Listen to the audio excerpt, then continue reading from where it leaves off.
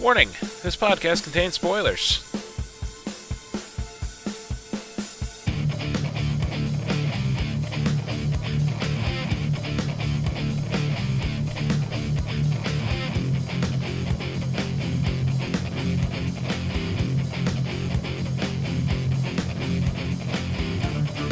Hello everyone, and welcome to another episode of the ASOTV podcast for American Horror Story Cult, Episode 2, Don't Be Afraid of the Dark.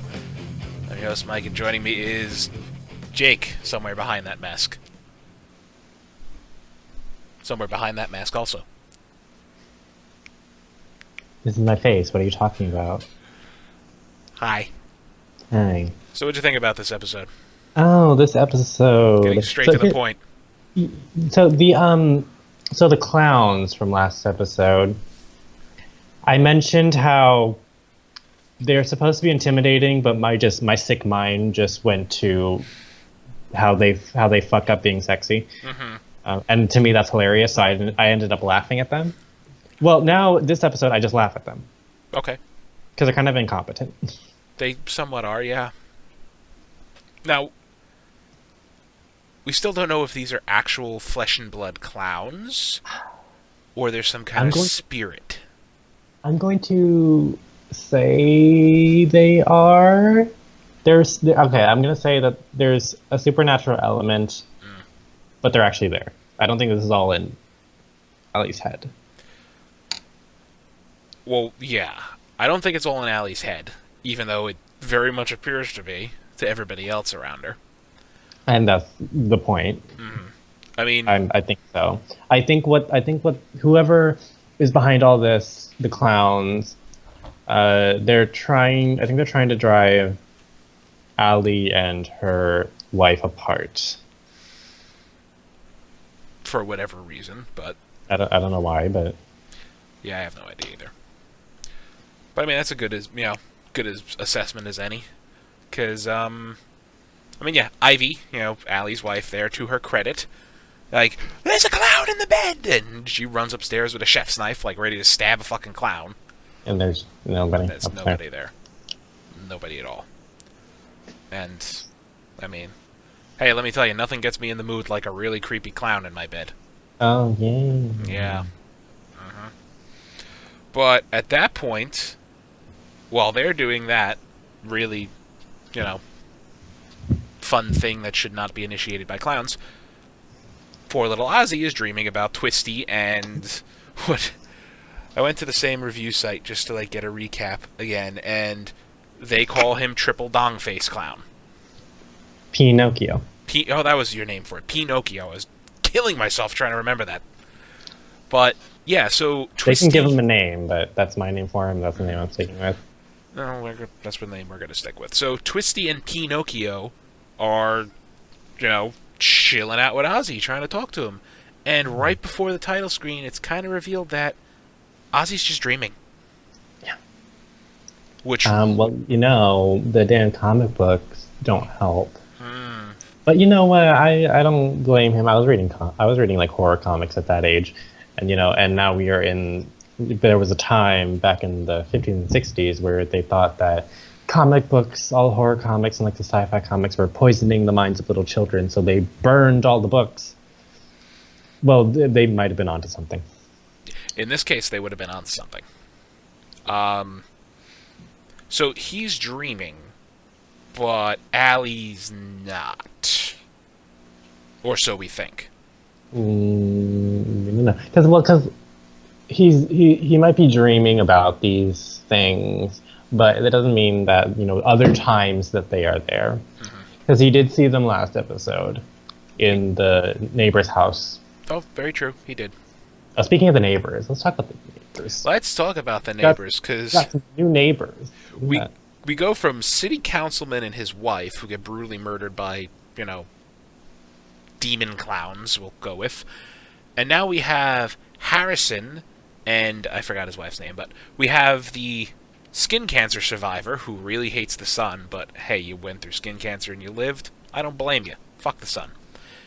And her husband, Harrison, who is, let me get this straight, he is a beekeeping gun nut who turns out to be gay. Yes. Well, those are some interesting neighbors. Let me just put it that way. Okay. But Beekeeping is actually kind of a popular hobby. mhm. Yeah. Sherlock Holmes does it. So, there's I can see the fascination some people have with bees. Um, how like every single bee like pulls their weight, Mhm. and the fact that the queen has her babies with okay, first the queen mates with one of the males, then the male's testicles explode, and then it dies. Horribly. And then the queen has the babies, and then the babies eat each other, and the one survivor is the new queen. So isn't that interesting? That's interesting. I found that interesting. I found it interesting, and hey, I mean, obviously this whole thing is there's some crazy plan conspiracy going on here because these people die, and then, you know, new neighbors move in immediately. They get the house nice and cheap. There are a couple of oddities, not like super creepy weird, but they're a little odd. We'll say, Well, they might be super creepy weird. We just don't know yet. we don't know, but um, apparently, from what I missed this part. At the beginning of the episode, there was a lot of stuff going on here, but apparently the couple, Harrison and his wife, they're the ones who filmed Kai getting the shit beat out of him after he initiated the fight with the condom full of piss. Yes. So I don't know what the hell they're doing or what the heck is going on. I don't know. I don't know what they want. I don't know why. I don't know who in their right mind would keep bees in their house. I mean, beekeeping. As long as the bees are secured in their little homes, that's fine. But there are some people who are allergic, so you might want to be mindful of that. And also, you got a woman next door who's terrified of holes, and so I don't think this is going to bode well. But also, to Allie's credit here, crediting a few people here, she didn't completely freak out when the honeycomb was showed to her. Even though that's her exact fear, a bunch of holes with oozing liquid. Well, now I would like to see a bee clown. That'd be interesting. A bee clown, and then she's gonna think it's the neighbor, and then it's gonna be this whole thing. That's my prediction. I go with it. I mean, what was her other... Okay, so we know she's afraid of clowns, she's afraid of things with holes in it. What was the other thing she was afraid of? I don't know. There was just a whole list of things. A good she's afraid list. of dogs, she's afraid of cats, she's afraid of hamsters, ping pong balls, toothpaste, drywall. I love it. Drywall. But, yeah, it was interesting, though. It's like, oh my god, we're babbling on. Tell us about you. We gotta go. Now. Because we gotta talk to the babysitter who just left you, our son. Yeah. Who you've never met before. This babysitter, they're giving her a lot of extra chances here. It's like, took Why? the kid over across the street to a potential crime scene, and now left them with the new neighbors who just moved in to that crime scene. And just left them there with a bunch of bees. We don't know if you're allergic. We don't know this. How are you sure? Can you be sure they're not going to sting them? It's okay. They're cool. It's okay. Yeah, they're cool. Totally No, cool. let's see. If you... So I understand that everybody deserves a second chance. I believe in that. I do. But the damn babysitter left your kid alone in a stranger's house where a murder happened. There's blood still on the floor. They haven't been able to get those stains out. If you allow this to happen, then you want your kid to get kidnapped. Yeah, I'm gonna go with that too. Which is probably going to happen at some point. The way this is going. Yeah, well, and the babysitter is giving your child some strange toys. And I don't know, like maybe it's is it me, or is this a new trend? Because like when I was a child, I had dolls of my favorite serial killers. Is this a popular thing among people? Is this okay? I didn't have dolls of my favorite serial killer because Chucky scared the ever-loving crap out of me. So dolls were a no-go of things that go stabby. I was a big baby. Moving on. We have, let's actually talk about one of Allie's little fears that just happened to be true, but confirmable by other people. Early on, the sous chef, whose name I forget, and Pedro, who is a worker at the restaurant, they get into a fight because the sous chef is just being a dick. Like, we're going to speak English in this, we're going to speak English in this kitchen. Nothing else. I don't give a crap. And as soon as Pedro says something, he agrees with him and then says something in Spanish. And guy's like, you get that shit out of my kitchen. Like, he agreed with you. He's like completely wholeheartedly on board with, English in the kitchen. But anyway, they get into it. One's holding a ladle at him and the other's holding a knife on him. But Allie is in the restaurant, moving, I forgot even why she went there, but she's just exploring the walk-in freezer with cows hanging from meat hooks, and Because you wanted to find a dead body in there. See, again, why the fuck are you letting these things happen? But exactly what happens. She finds a dead body, the chef. Well, no, she did not. She found a living body. Oh, that's right. She found a living body. That was it. So we find out he was hanging on the hook, but he was still alive. He's bleeding out. She tries to stop it. She can't do it. So she blames herself. She's like, I'm the one who killed him. No, Allie, no. No, you didn't kill him. He was already hung, bleeding out on the meat hook.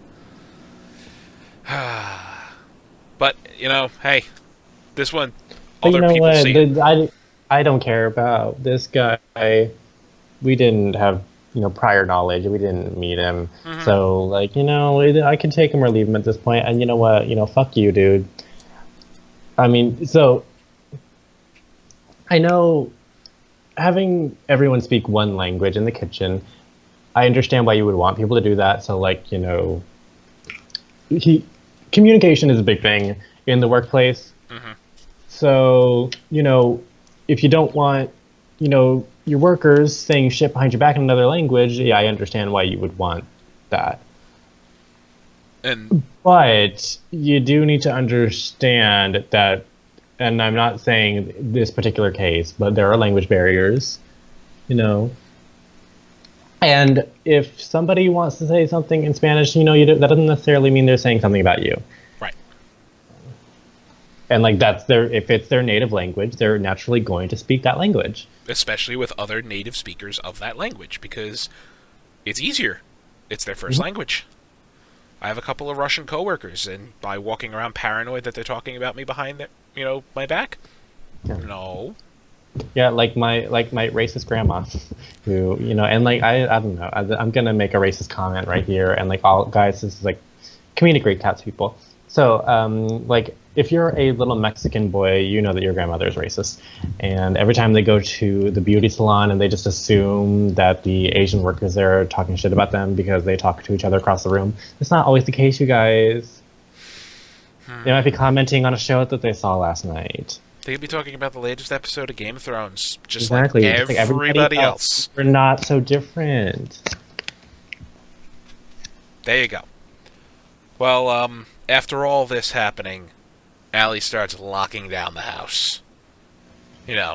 Some crazy heavy gated door in the front, all kinds of different security measures, an alarm, even a gun that she gets from the neighbor, Harrison.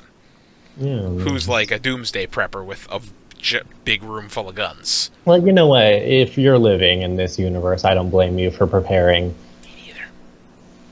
Some crazy shit goes down. But, I mean, tell life, he calls a therapist, and he... totally not a good idea to have the gun, Especially everything Allie's going through. Putting a loaded firearm in her hands is a really bad idea. Which, I mean, I don't know. I don't like Allie that much. I don't hate her. I don't. Yeah, exactly. I don't hate her. I don't like her. And I mean, the therapist, he's just trying to do his job. He is trying to help you. You know, getting all freaky, and I love it. You know, he sees the gun and she calls him a knee-jerk liberal. Like, what? Well, let's not be tossing around names like that. Exactly, right? Okay? There's a, labels hurt. Let's stop labeling people. But, I mean, he has a very good point. No! Is basically his point. Bad idea. No, it is a bad idea. Yeah. And we see why it's a bad idea later. Oh yeah, we're gonna get to that one. But, after he leaves, she just stares down Ivy like, I can't believe you did that.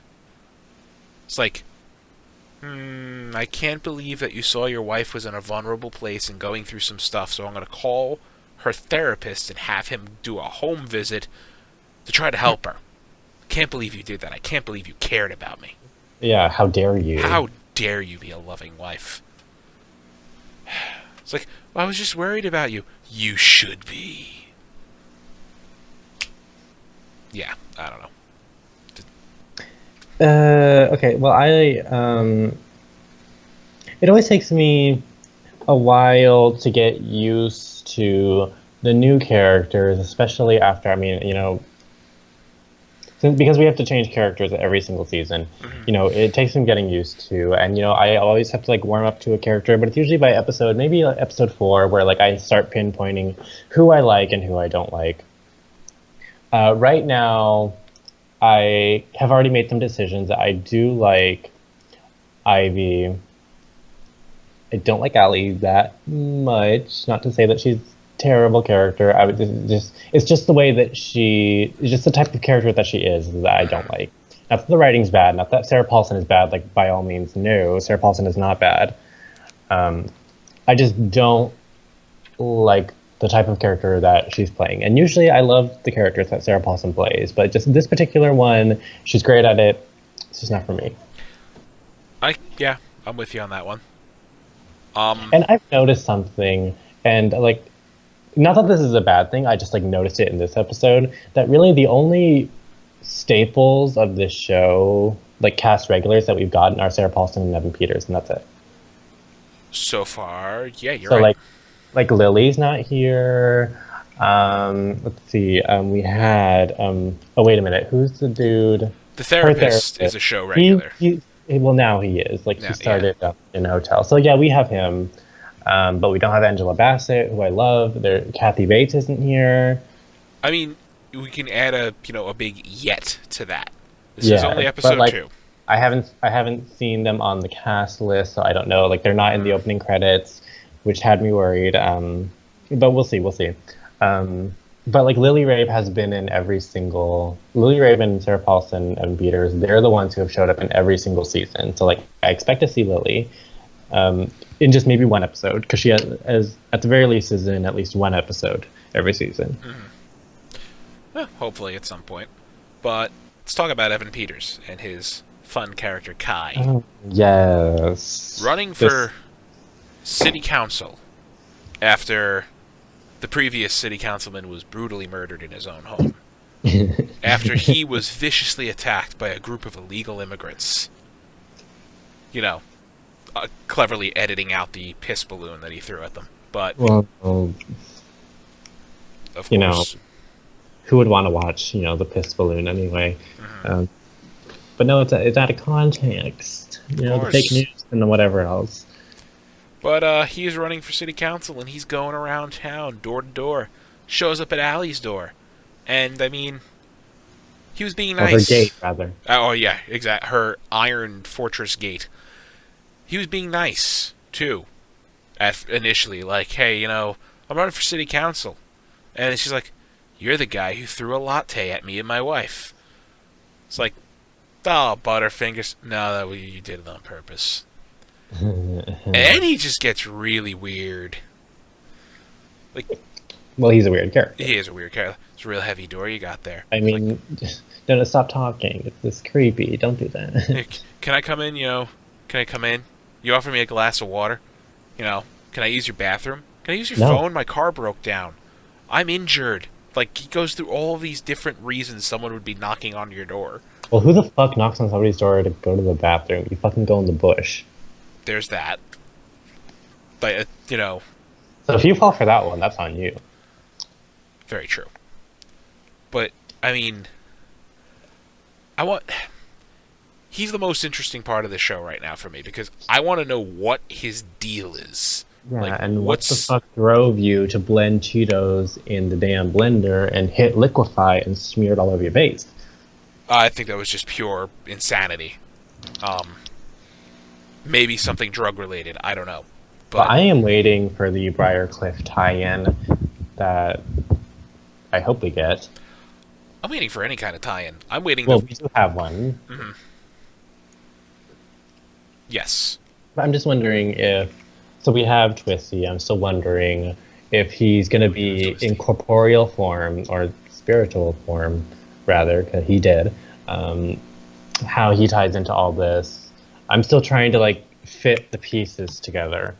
Because we have Kai, we have Allie's, you know, seeing clowns, and we have the clowns themselves, and like this whole, we have these new people, these new neighbors, and we have the sister of Kai, what's her name, Winter. I'm trying to figure out how do all these things, how are they going to come together, and I'm just trying to figure that out for myself. I can never do that because like we don't have enough clues yet, and I don't know what all these things have to do with each other, but they clearly have something to do with each other. But like it's only episode 2, so I don't expect everything to get answered. But I will say that we always have, I've always noticed this in every single season. So there's always the characters that we're following, our main characters. Then there's an evil that they have to face. Mm-hmm. But then there's always another evil that comes in that so that our main characters and the initial evil have to work together to stop the third entity. Right. So I'm wondering if Allie and Ivy have to work together with Kai and Winter possibly to go up against something else that might come later. I don't know. I'm terrible at guessing the plots of this show in particular every season. I just want to know more about the cult because I know it's American Horror Story cult. Yes. So like, what does the damn title have to do with the damn season? That's what we need to do.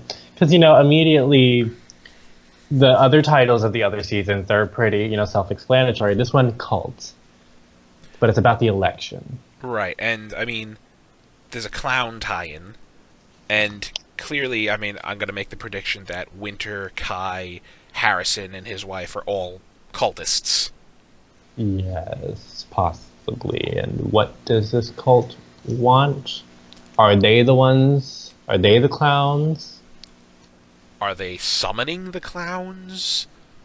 Or, I mean, I really want to know the deal with these damn clowns. Because we know Twisty's dead. Like, he was killed and his spirit taken away by Edward Mordrake. And his, Voldemort. Basically. In the first Harry Potter movie. Mm-hmm. Yeah, with the head on the back of his head. The face on the back of his head. We're going to see him again. I'd like to see him again. I'd like to see him again. That's pretty cool. Well, I'd like to see a lot of those characters from that season again, but the damn shit! The shit you had to pull. I'm so upset about that. Yeah.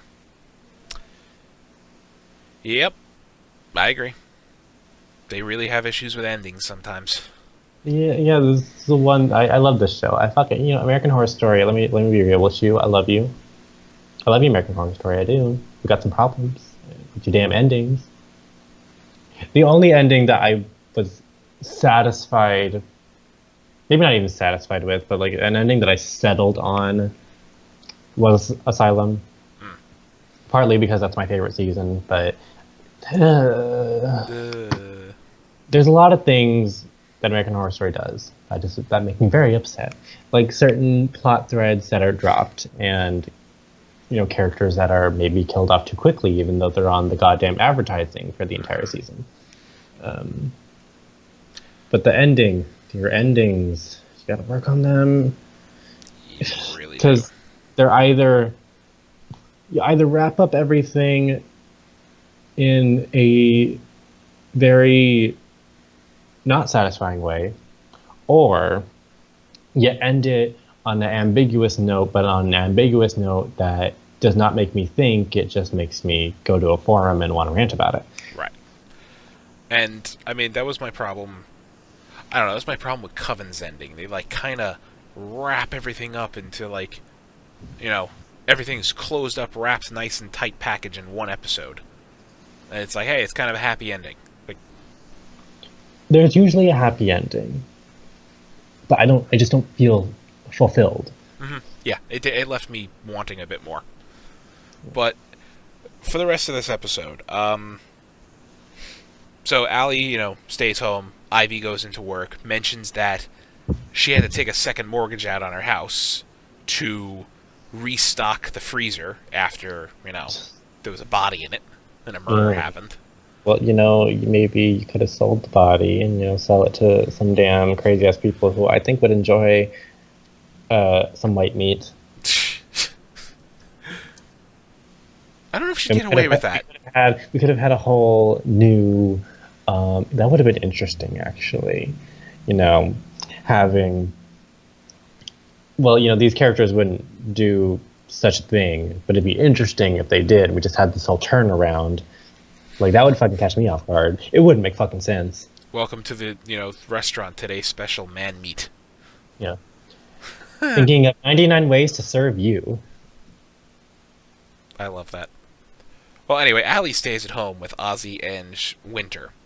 And bath time gets really interesting. Oh, yes. They did the damn bath scenes in this show. Like, she's really, playing up that creepy babysitter vibe. Mm-hmm. Which, it was going way further until out goes the power. First the alarm rings, then out goes the power. And then the Winter just leaves. Well, yeah, that's because the neighbor, Harrison, runs by like, it was a terrorist attack! He claims that power is out in 8 states.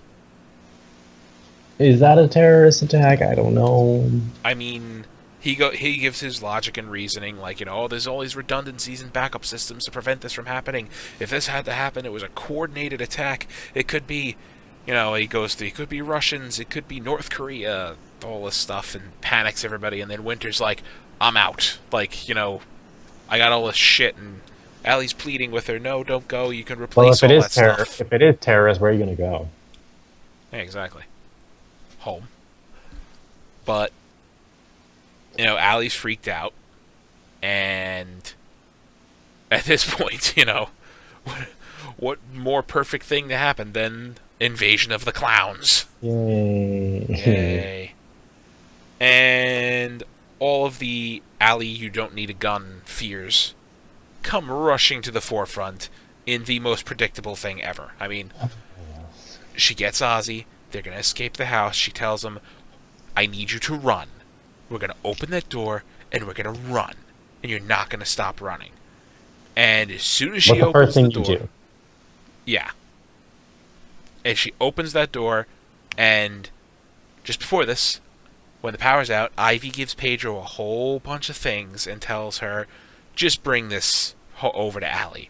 Whole bunch of stuff. Charger, some water, probably some food, just a care package, basically. Like, I know you're alone, I can't leave work, here you go. And she opens the door, freaks out, sees Pedro, and shoots him. Well, I gotta be the Mexican dude. And we don't know if she killed him or not. I mean... So, like, the first people you gotta kill in this series is the Asians and now the Mexicans. I'm sensing a trend. Yeah, and I don't like it. I don't like it either.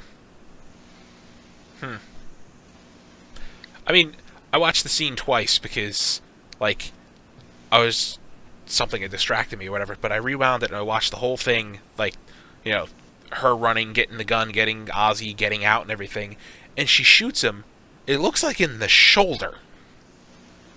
But he goes down, like, they left it as we mentioned, he said that was for endings ambiguous, but they left it very ambiguous. We don't know if she killed him or she just severely wounded him. Maybe he's in shock because he got hit in the part that nobody needs. The movie part. Yeah, you don't need to move your shoulder. Bullet to the joint. Nah, you'll be fine. Ow. I mean, like, Andrew Jackson had like 3 bullet holes in his body, and he just refused to take them out. Andrew Jackson is also a lunatic, by many accounts. This season is like some of the scenes and like some of the imagery in this season reminds me a lot of The Purge. Yeah, So, it does especially give you this episode. it does give a kind of a Purge feeling. Yeah, this episode with the security and then the breaching of the home. I don't think it's intended that way. Just I mean, The Purge is pretty much taking things from like any other home invasion movie, the first movie anyway. So yeah, I mean, The Purge is cheap. It's cheap to make, so you got to get creative, and this season, just because of the setting and the theme that it is, it's just easy to draw that comparison. Yeah. I don't think it's intentional. I don't think they're ripping off The Purge or anything. Well, why would anyone want to rip off The Purge anyway? Hey, in 4 episodes, we could find out that's the whole point of this cult. They want to, like, initiate a purge. Well, you know what? Because it was last episode where they were talking about anarchy. Anarchy, and, all the weak will die off and the strong will rise to lead the survivors and all that. And I'm just like, yeah, okay, sure. That's a great idea. And one of you guys with crazy blue hair is running for city council. And it turns out that this entire season has been the Purge TV series that we've been promised to get. Oh. My prediction, I solved it, y'all. I did it. I just feel I want to know if hi, Cat. I just want to know if Pedro is, dead or not, and how the hell Allie's going to explain that one.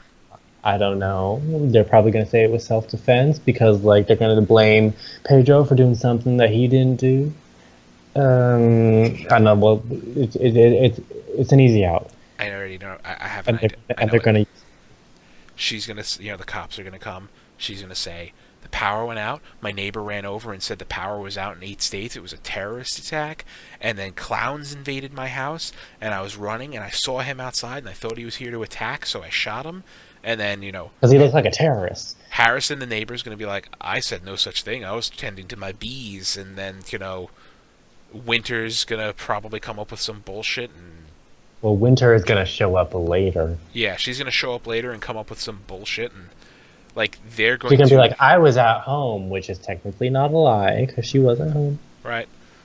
I don't know. They're going to spin it somehow to make Allie seem, crazy, which is what they seem to be going for. But it's apparently time for loving the cat. But stop it! Anyway, I think that's all for the episode. Did we miss anything? Nothing of significance. Nothing really I don't significant, yeah. think. I'm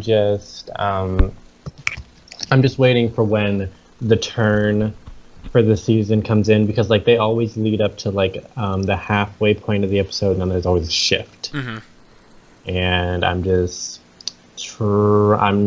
at this point, I'm just not gonna try to predict what's gonna happen, because I don't know what the fuck with this season. Now, is this a shorter season like last year was? I don't know, actually. I think it's 13 episodes. Okay, because, last season was what, 10, 11? Yeah, I think it was just 10. Which is really short, but Here, I'm looking right now. It's only listed as 10.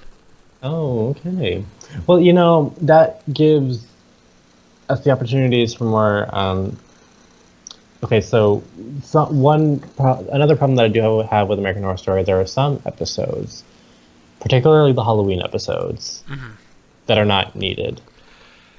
Yeah, I mean, my favorite Halloween... Freak Show had my favorite Halloween episode. Yes, Because and that was one of the more enjoyable and one of the more, I would say, one of the more important yeah, ones. because that tied in more with the story of the whole season. Well, because we got that was basically the backstory episode for every single character, And it was mostly. and it was an episode that without it would not have set up the it set up the ending of the season, Yes. especially for Jessica Lange's character, who I can't remember. Yes, who I miss dearly. So, and for Twisty also. Yeah. But yeah, But you're right. The Halloween episodes, you can take them or leave them, but that was the only one that I think was needed. That was a good episode. I liked Freak Show a lot. I didn't. I mean, it had its moments. Just because, mostly because of the ending. Like, fuck you, just fuck you, writers. Yeah, I really hated Dandy that whole season. That was the part of the season. See, that was the shift. Yes, you're right. That was the shift. And I didn't like it. Yeah. I did, and I love the setting. I love the time period it was in, and those characters. I love the freaks. I love those people, and I love them. I love them as the characters, and I love them as the people, the actors who were playing them, because they were amazing and brilliant and beautiful, and the fuckery at the end. Why? I know. And Sarah Paulson Which made me played hate two Dandy. characters She played fucking two characters and attached kudos to the same special- body. Kudos to the special effects. I know. They did great on that one. Well, anyway, we've talked about everything relevant for this episode. Next episode is called Neighbors from Hell. I can only imagine what that's going to be about because, like last week, I could not find a synopsis for this week. Which I kind of like. Yeah, we talked about this last week. I kind of like it too. It seems to be a new trend with shows we've been covering, especially starting this season. Game of Thrones, Agents of S.H.I.E.L.D. get show shit together. Yeah. Game of Thrones is just lovely, vague 8 to 9 words of, this character did this. Oh, well, like Legion, when Chrissy and I were covering Legion, it was the best synopsis ever. There's trouble. That's awesome. That's I mean, yeah, Game of Thrones would be like, they'd pick a character. So there's like, Tyrion eats a sandwich. That would be that would be it. And it would be the most, and if that was the episode, it'd be like the most interesting scene of somebody eating a sandwich in cinema history. But yeah, that's exactly what they give you. They give you just a 3 or 4 word blurb for a character, mention 2 or 3 characters, done. And Agents of S.H.I.E.L.D. just hypes up, the team is in danger. Did someone die? Someone's gonna die. Someone's life will be forever changed. Yeah, right, we get it, Marvel. You're trying to be overly dramatic. Anyway, that was our off-topic moment. That's our show, I guess. Jake, where can they find you? You can find me and all of my giggles and gore and monsters and mayhem here on YouTube at Jacob Salazar, or you can find me on Twitter. Tune me throughout the week, throughout the life at TuneOverland. That is TONOWHDRELAND. Join the Norland Society. Anybody going to Halloween Horror Nights on the 22nd at Universal Studios Hollywood, I will be there. Catch us at the American Horror Story Roanoke Maze. I wish I would be there, but I'm not going to be, unfortunately, because that's in California. I'm sad now.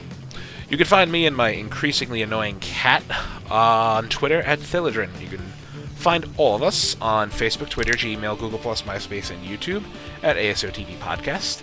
You can follow us at those places for some more podcasts for some of your favorite TV shows, movies, and games. Thank you all for watching, and good night. Don't let the clowns bite. Yeah. Yeah. Y'all saw It. Did anybody see It yet? I didn't see it yet. It's a good movie.